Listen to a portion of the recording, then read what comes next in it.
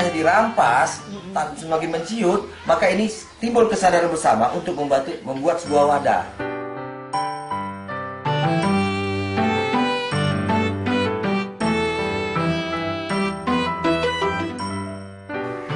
Rakyat Penunggu ini sudah ada jauh sebelum kemerdekaan, bahkan jauh sebelum pengusaha swasta Belanda datang ke negeri ini.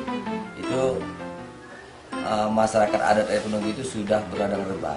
Itu berladang rebah itu berladang bercocok tanam dengan cara membuka hutan, tetapi diatur oleh para pemangku adatnya.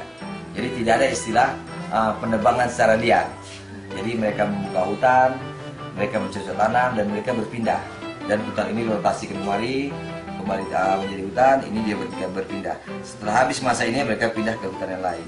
Itulah terus berpindah-pindah berladang rebah. Itu yang dikatakan berladang orang rebah. Tanah ini yang ternyata begitu subur, itu terciumlah sampai itu pengusaha swasta Belanda datang ke negeri ini.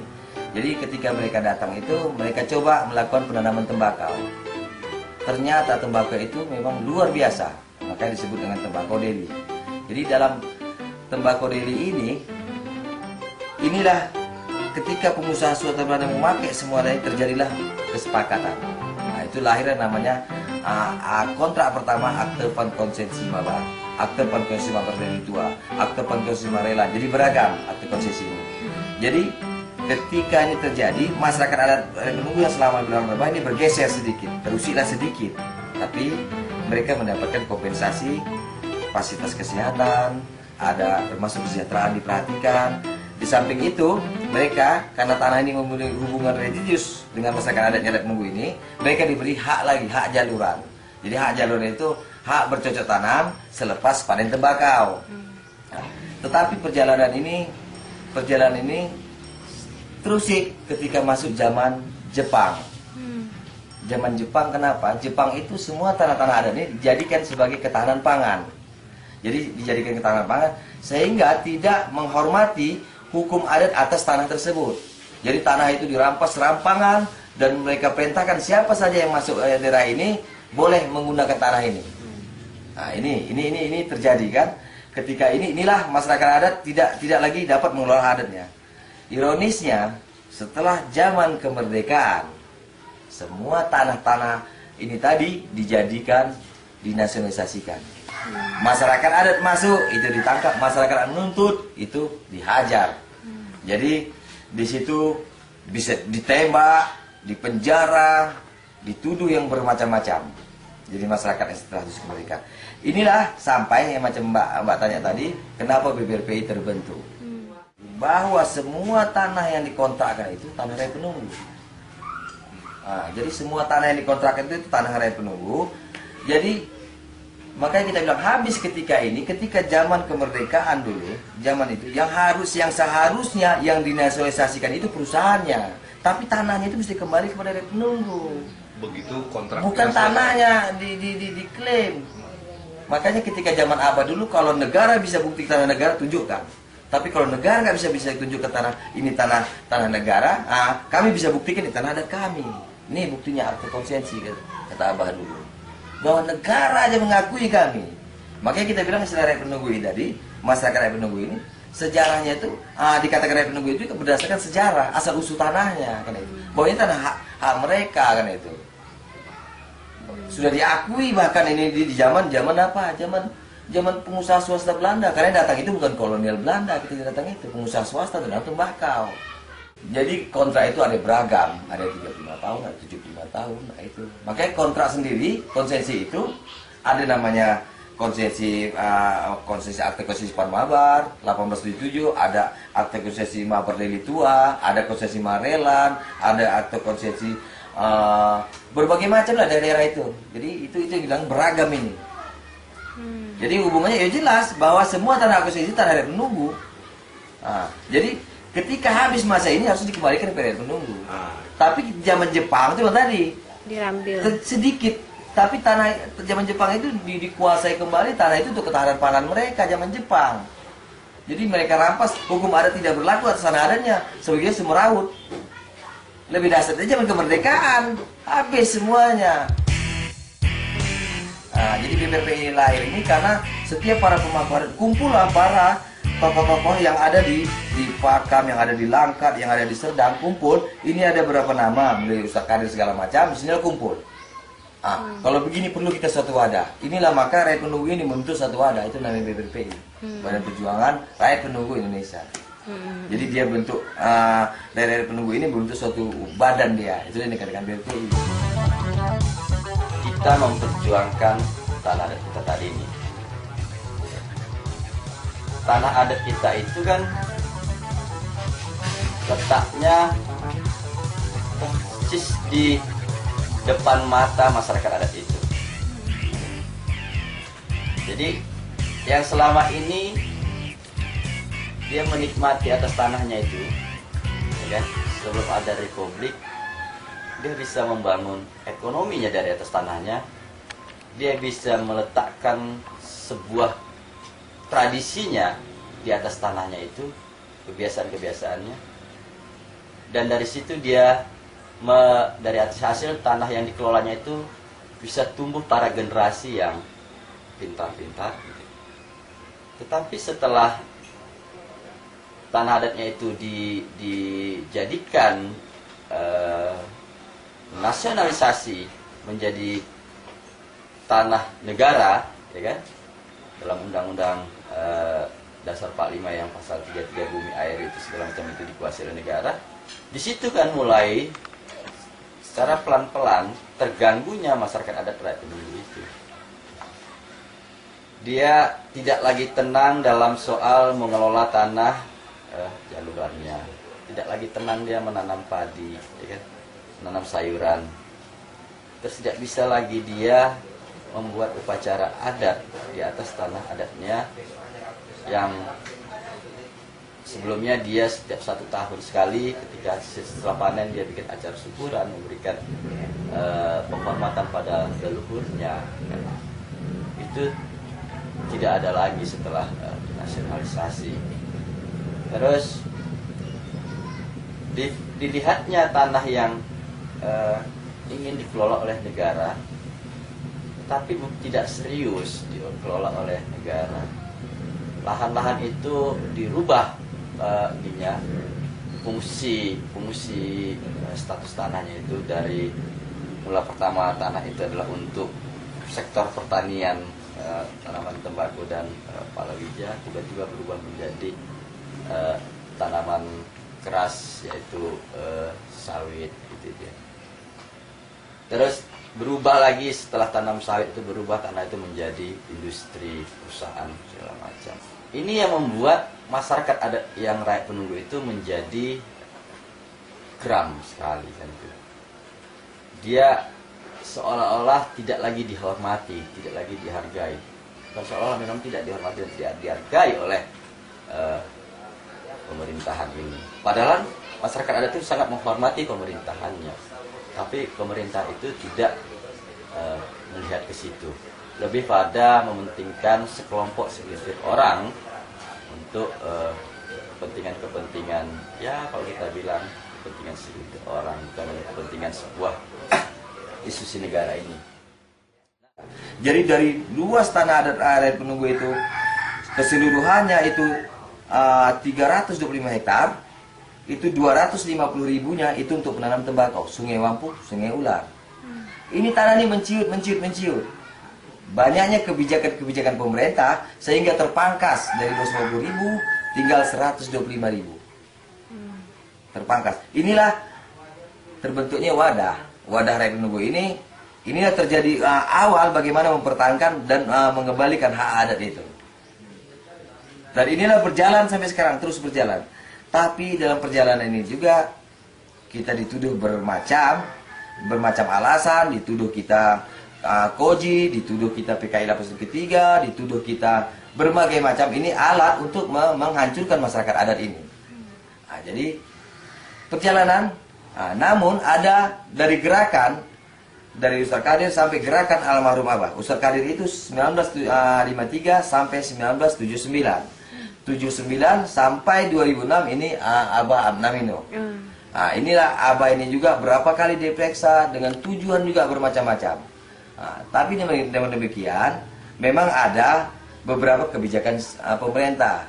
Itu lahirnya surat Gubernur FB Tambun harus menyelesaikan kasus BRPI, ada surat Bupati harus menyelesaikan, tapi itu hanya sebuah surat. Realitanya tidak pernah tersentuh dan tidak pernah diselesaikan. Maka Abah bilang, seluruh tanah air kita, Sungai Mampu, Sungai Ular ini duduki, kuasai. Itulah kita kuasai, kita duduki main. Yang terjadi bentrok, penangkapan, penembakan dan sebagainya. Dalam proses ini juga kita coba satu kasus. Ada satu kasus lapangan. Kalau benar ini apa, kita coba proses hukum. Ternyata di tingkat 2 kita menang, tingkat 1 kita menang, sampai putusan ketika PT PBN kasasi. Nah, jadi kita juga menang Mahkamah Agung dalam putusan itu bahwa semua HGU cacat hukum. Sudah jelas perusahaan BUMN ini, PT PN ini merampas tanah-tanah masyarakat adat. Putusan. Perlawanan-perlawanan ini kan kalau rakyat penunggu ini sebelum berdirinya BRPI sudah terjadi perlawanan. Artinya pasca kemerdekaan itu sudah mulai terjadi perlawanan-perlawanan yang dimaksud dengan rakyat penunggu. Tapi perlawanan-perlawanan secara sekelompok-sekelompok itu kan tidak membuat sebuah kekuatan. Nah, akhirnya membangunlah sebuah kesepakatan. Panggillah beberapa pimpinan-pimpinan yang akan memimpin penuntutan pengembalian hak adat tadi ini. Dibentuklah, ya kan, dipanggil itu dibawalah ke Istana Maimun dan ditauliahkan di situ. Maka berdiri sebuah organisasi yang masih namanya itu BPRP, Badan Perjuangan Rakyat Penunggu. Belum ada Indonesia. Yang dikatakan rakyat penunggu itu orang-orang yang bernomini suatu wilayah, yang mengaku adatnya, ada hukum yang berlaku. Inilah penunggunya, inilah penghuni, inilah pemiliknya. Oh, iya. Nah, itu yang dikatakan penunggu. Jadi penunggu itu penghuni, itulah penghuninya. Mereka sudah turun-temurun. Jadi rakyat penunggu itu sudah ada sebelum dan sesudah konsensi. Jadi rakyat penunggu itu penunggunya, jadi ini beragam. Ada kampung kami 5. Ini penunggunya, siapa penunggunya? Sini ada orang aslinya, jadi ada mostotinnya, ada semendanya, ada resamnya. Siapa penunggunya? Kebetulan penunggunya Melayu, orang Melayu. Ada penunggunya orang Karo, itu orang Karo. Oh. Itu dikatakan penunggu. Berarti berbagai etnis di situ ya? Ada, jadi kita semua ini ada dalam ini. Oh. Dan mereka ini mengakui bahwa ini hak adat. Nah, jadi di mana bumi dipijak, situ langit dijunjung. Kami dibilang ingin mendirikan kembali negara, kan itu. Karena ini berangkat dari sebuah kerajaan Delhi, gitu ya. Karena kan memang ditauliahkan di istana gitu. Nah, kita bilang ya akhirnya itu tadi ditambahlah I-nya Indonesia waktu itu, ya kan? Bahwasanya kita bukan ke situ, bukan pada soal bingkai sebuah negara, tapi lebih pada kan soal sumber daya alam. Tapi dipelintir orang saja, ya kan, kita dituduh gerakan yang kayak gitu. Clear semuanya dengan soal kita akhirnya tidak dituduh yang kayak gitu. Main terus gerakan ini sampailah terjadi perundingan. Kalau perundingan terus menerus, terus mau diberikan tahapan awal lah kita tadi ya. Itu tanahnya sekitar 10 ribuan hektar tahun 80-an, 7.000, sekian, 2.000, sekian, 7,2 itu di Desa Serdang dan 2, sekian di Kabupaten Langkat. Secara tertulis itu ada, cuma implementasi ke bawahnya itu tidak ada. Maka kita bilang masyarakat adat itu memiliki hak asal, bukan bawaan. Wajar kalau masyarakat adat diberi hak otonom masyarakat adat. Bukan arti kita mau pecah pada negara ini, bukan, justru kita menghormati.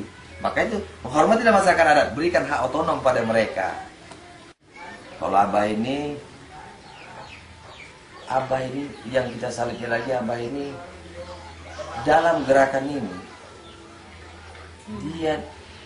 dia sendiri tidak sempat dia melihat bagaimana anaknya besar. Tapi dia terus berjuang. Tapi anaknya ditempa dengan gerakan yang keras. Ada yang jadi office boy kerja di sana, ada yang harus bekerja di sana jadi tukang pesuruh segala macam. Dia didik itu terus. Jadi dia. Dan itu Abah ini makanya terkenal dengan Abah ini seorang pemimpin yang yang tegar, keras. Tapi Abah juga seorang pemaaf yang luar biasa. Itu yang Abah ini kalau dalam bertempur, Abah itu dia barisan depan, dia siap. Dia kalau pakai seragam, dia barisan depan, dia tidak peduli siapapun imbang. Bertempur maksudnya bagaimana ya? Bertempur di lapangan. Ketika pihak perkebunan datang dengan ratusan orang, bahkan dikawal aparat, preman bayaran, itu Abah itu siap. Dan kita ikut di lapangan semua. Kalau masalah mati tanam, itu resiko dalam gerakan yang terjadi. Itu Abah bilang, sarapan pagi dari penunggu itu rumah sakit. Kalau bentrok, bumar-bumar, bengkak-bengkak berdarah, itu masuk rumah sakit. Sarapan siangnya itu penjara. Makan malam itu kuburan. Itu siap. Kenapa? Makanya kita bilang tadi, sejarah jangan dilupakan. Ketika mereka paham itu haknya, pertaruhkanlah, itu mesti kau rebut. Siapapun imbangnya, siapapun lawannya, nomor satu pemuda yang harus dibangun. Jadi Abah ceritakan itu sejarah, memang sejarah nomor satu. Jadi generasi ini ke bawahnya ini ketika mengetahui sejarah. Selama ini kalau angkatan 80 lahir lah, betul saya 70-an, yang 80-an lahir pasti dia berpikir itu yang tebu itu apa? Jawabannya itu tanah negara. Itu sawit itu apa? Tanah negara. Kenapa sudah terbelenggu kan pikiran mereka? Ini yang harus kita sampaikan sejarah yang sebenarnya, sehingga mereka dalam pikiran mereka hilang dari belenggu-belenggu itu, dan mereka berpikir bahwa itu tanah air kami, dan mereka akan bangkit. Ini pentingnya, dari sejarah harus terus disampaikan kepada generasi berikutnya. Sejarah jangan dilupakan. Nah, maka yang barisan keduanya, pemuda harus bangkit yang memegang ini semua. Baru ketiga, bagaimana membangun ukhuwahnya, rasa persaudaraannya. Kita menanamkan kepada mereka penting dari sejarah tadi. Ketika sudah tertanam, sudah menyatu pada dirinya, hari ini kalah, besok kita masuk. Itu sejarah nomor satu. Nah, tapi ditompang dengan gerakan pemuda tadi. Pemuda yang harus menyokongnya terus. Karena yang tua sudah meninggal, maka pemuda terus menempel ini, dan itu dari generasi yang mesti ada. Jadi paket yang tiga tadi, yang ukhuwahnya tadi, persaudaraannya. Udah saya bilang kalau yang tiga ini akan tidak akan lekang sampai kapanpun zamannya. Kalau tiga itu disatukan, gerakan ini akan bertahan terus. Kuatnya rejim tahun, ya ini saya potong-potong nih ya, tahun 80-an itu membuat kita bermainnya itu secara ini juga, membangun jaringan-jaringan mana-mana supaya ada pertemanan, supaya ada bantuan untuk dalam soal memperjuangkan tanah tadi ini. Sehingga tahun 80-an itu nyaris kita nggak menduduki kembali hak sana kita, menonton kami itu sampai tahun 95 itu kami, itulah yang pepatah mengatakan tuh ya, ayam mati di tikus mati di lumbung padi gitu kan. Artinya kita menonton mati, kita melihat harta kita tuh banyak sekali tapi kita tidak bisa berbuat apa-apa. Pada saatnya tuh saya bilang tadi 95 ya kan, gerakan ini main kembali, menguasai, menduduki kembali hak atas tanah itu. Terkuasai dari mulai Langkat sampai Serdang, semua tunggal. Hanya BPRPI yang menguasai lapangan itu. Ditangkapin kita ya, ada yang masuk. Terus kita bangun hampir 10 ribuan rumah di dua kabupaten ini. Dari 95 itu dihancurkan ketika 96. Jadi ribuan hektar tanaman jagung kita, ya kan, tanaman-tanaman palawija kita itu dimusnahkan habis. Traktor, rumah-rumah ibadah ya habis dibakarin, dan rumah-rumah yang bisa bilang 10 ribuan rumah warga kita yang ada di Langkat dari Serang itu. Kita ada 67 kampung. 67 kampung ini, itu ada 27 kampung sudah jadi kampung. Yang sebenarnya masih fight dengan perusahaan, dengan PTPN, dengan pengembang. Ini yang target kita, step by step kita akan kembali menguasai ini seluruhnya. Nah, tapi yang sudah menjadi kampung ini ada 27 kampung, 26 atau 27 kampung. Ini sudah terbangun sumber-sumber ekonominya. Jadi ada tanah yang selama ini mereka nggak punya rumah. Dari hasil tanah adat ini mereka hasil pertaniannya bisa menyekolahkan anaknya, tidak lagi Nah, jadi kalau ini terganggu, kita bilang tidak ada istilah akan terjadi gejolak besar. Ini akan terjadi perang besar, kita bilang ini sumber hidup. Karena pemerintah kayaknya setengah-setengah hati, belum ada keinginan itikat baik untuk menyelesaikannya. Ini memang sebuah tugas negara ya. Harusnya bagaimana rakyatnya yang tidak punya tanah gitu ya, diberi untuk tempat tinggal. Terus bagaimana ada rakyatnya ingin bertani tapi tidak punya tanah, harus diberi oleh negara. Dan ini tidak dilakukan. Ini dilakukan oleh BPRPI tadi itu. Jadi suku-suku yang kami tampung itu, ya kan, lebih pada suku yang memang ingin punya tempat tinggal di wilayah adat kami tadi ini, yang tidak punya rumah mereka, terus mereka ingin bertani, dan mereka mengakui itu sebagai tanah adat yang menurut sejarahnya tanah adat inilah kita bilang tadi ini kan. Jadi ini yang menjadi kita bilang tadi sorotan di luar, kita itu dianggap bukanlah masyarakat adat kan itu. Nah, kita jelaskanlah hal yang kayak gini. Kalau memang pekerjaan BPRP tadi ini salah dalam memberikan hak kepada suku lain atas tanah tadi ini, terus salah dalam memberikan orang yang mau serius bertani, ya kan, kita berikan, itu salah. Terus pertanyaannya, siapa ini yang mengurus ini gitu? Siapa ini yang mengurus rakyat yang ingin bertempat tinggal gitu di atas tanah tadi ini, ingin bertani, ini siapa? Tolong dijawab juga gitu. Supaya apa? Ya kan? Supaya yang namanya orang yang mau pingin rumah tadi, yang pingin bertani tadi ini tidak liar gitu ya, tidak liar di seputaran tanah adat yang diperjuangkan oleh BPRPI. Gitu. Karena kalau ini dibiarkan oleh BPRPI, maka dia liar. Itulah bikin grup sendiri, ya kan, mengkapling sendiri, terus membuat mereka sendiri, penterjemah sendiri atas tanah tadi ini. Maka ini bisa benturan dengan masyarakat adat itu, masyarakat BPRPI tadi itu. Tapi ketika bergabung dengan BPRPI itu ditata dengan bagus, rapi, ada hak kalian, ada ini kalian, ada ini kalian, sehingga tidak menjadi konflik horizontal di lapangan itu. Karena ada tekanan politik yang mana kepentingan ya saya bilang sajalah partai-partai mungkin ya menginginkan sebuah tadi ini yang namanya PTP ini kan juga menjadi makanan-makanan tadi ini ya. Akhirnya ini terus diambang ya, sampai sekarang. Jadi makanya gerakan yang kita bangun adalah gerakan penguatan jaringan-jaringan, bangun jaringan-jaringan juga dengan kelompok partai politik gitu. Dengan kekuatan hukum kan sudah selesai kita ya. Kita lakukan gugatan ke pengadilan Lubuk Pakam, terus perusahaan PTPN itu banding sampai pengadilan tinggi, kita juga menang, mereka kasasi sampai Mahkamah Agung, kita juga menang. Jadi yang pernah kami lakukan gugatan kepada PTPN, pada BPN itu putusannya menang. Artinya dalam konteks penegakan hukum kita sudah selesai gitu. Tapi itu tadi, dalam saat sekarang ini mainnya adalah politik perebutan kekuasaan. Kalaulah bukan dari kita yang menjabat kekuasaan itu, maka ini akan terus-menerus tidak akan selesai, karena yang menduduki jabatan-jabatan di khususnya Sumatera Utara kita tadi ini, dia tidak memahami sepenuhnya dalam konteks perjalanan sengketa tanah yang antara BP dengan PTPN.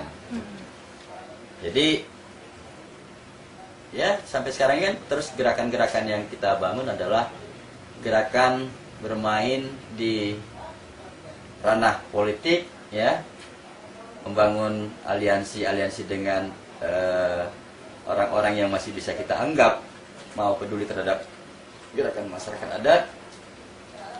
Terus penguatan basis gitu ya, baru ya memberitahukan ini apa saja yang sudah kita buat di wilayah kita itu terus kampanye lewat media yang kita punya ya, berita yang diberitakan oleh media kita sendiri juga bukanlah berita-berita yang kemauan, bukanlah berita yang sepihak gitu ya, tapi berita fakta gitu. Yang kita berikan adalah berita fakta yang ada sama kita, bukan berita mengarang gitu ya. Karena kita juga memang mau melatih dan memang mau mengajarin dalam soal media, walaupun media yang punya kita tidak boleh juga memberitakan yang tidak benar gitu. Nah ini kan dia acara peresmian kemarin, penandatanganan batu prasasti Balai Adat Abnawino itu kan kita bawa batu adatnya, batu prasastinya itu ke rumah dinas gubernur. Jadi ditatangani oleh Gatot di ini ya, di rumah dinas ini dia. Nah inilah yang saya bilang, media yang punya kita semua ya kan, semua peliputan-peliputan yang fakta-fakta tadi itu terakomodir di dalamnya. Sebenarnya apa yang menjadi alasan pentingnya pembangunan balai adat? Jelas identitas. Dan situ wadah tempat bermusyawarah seluruh pemangku adat. Jadi itu yang harus, dan setiap kampung rencana kita akan membangun dari swadaya masyarakat adat itu untuk membangun ada lembaga-lembaga adatnya, ada balai-balai adatnya. Itu harus kita mereka bangkitkan lagi di semua setiap komunitas. Jadi jelas identitasnya kan itu. Itu wadah tempat bisa digunakan untuk musyawarah, pemutusan permasalahan segala macam. Jadi ada. Kita memanfaatkan apa yang ada di dalam kita. Itulah membangun sebuah gerakan masyarakat adat. Tapi kalau kita kembali kepada tergantungan pada luar, itu nanti bisa jadi gerakannya bukan gerakan masyarakat adat, kembali gerakan NGO tadi itu bisa kayak gitu ya, mungkin ya, pikir akhirnya kan hanya gerakan sekelompok orang gitu ya, tapi tidak membumi dia kepada basisnya. Ketika tanah adat ini tidak bisa dikuasai oleh masyarakat adatnya, maka kebudayaan masing-masing suku itu akhirnya diletakkan di sebuah tempat yang cukup indah gitu ya. Itulah yang selalu ditampilkan di sebuah acara, di hotel gitu ya, itulah di rumah makan gitu. Padahal kebudayaan itu dia melekat dengan hutannya, dia melekat dengan tanahnya, melekat dengan lautnya gitu. Budaya dalam mau menanam padi gitu ya. Kami mau menanam padi itu ada namanya padi digendong seperti anak bayi, diselendangin ya. Ini diantarkan ke tempat lahan, itu ditepung kawarin dan dibikin acaranya itu dia. Terus ketika dia panen, itu sebelum panen dibikin dulu upacara namanya ahoy ya. Ahoy itu padi itu diambil sedikit ya, terus kita bikin namanya itu tinggi ininya tempat ngahoy itu. Terus kita bikin acara-acara syukuran sebelum dipanen. Nah, ini kan tidak bisa dibuat kalau tanahnya tidak ada gitu ya. Dimana saya mau meletakkan sebuah tradisi ya kan, gendong bibit tadi ya, mau saya tanamkan di mana, di hotel, di apa, kan nggak bisa gitu.